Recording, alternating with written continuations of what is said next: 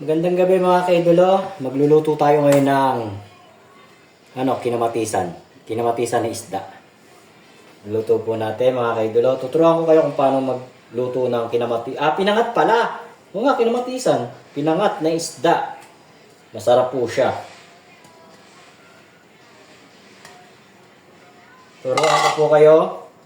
Yan, nilagay ko na. Ilagay na natin itong mga ceiling green.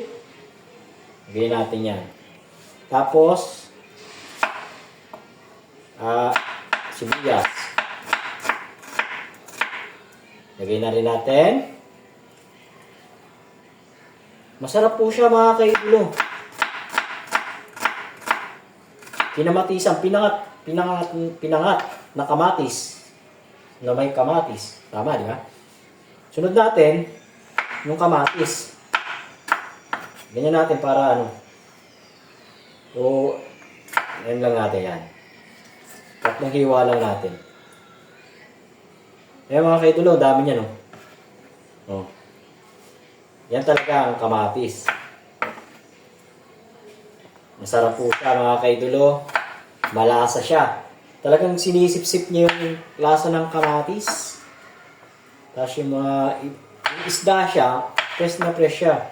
Kahango lang yan sa dagat Yung isda niya, nabili ko.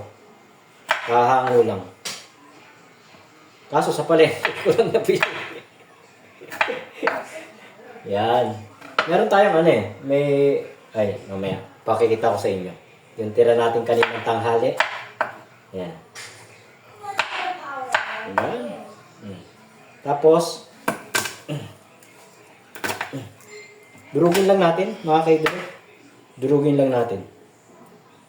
Huwag na natin gayatin.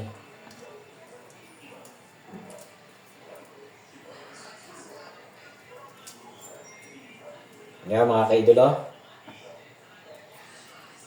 Hindi pa nadulog ko isa. Yan. Tapos, lagyan natin ng Ajinomoto Panda. Baka naman Panda. Lagi na kitang ginagamit. Yan, lagyan natin. Kunti na lang. Narinig ka? Lagyan natin ng paminta.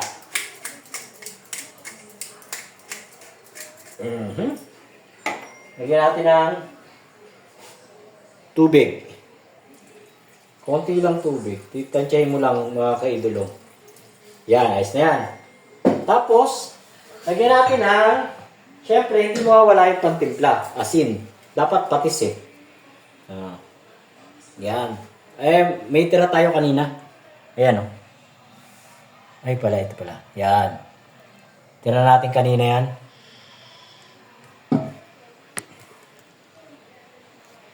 Isalang na natin mga kaidolo.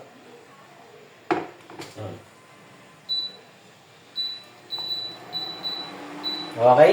Takpan lang natin. Takpan natin, syempre. Yan na mga kaidolo. Wow! Pinangat sa kamatis na isda. Ayan mga kaidolo, luto na siya. Bye-bye you!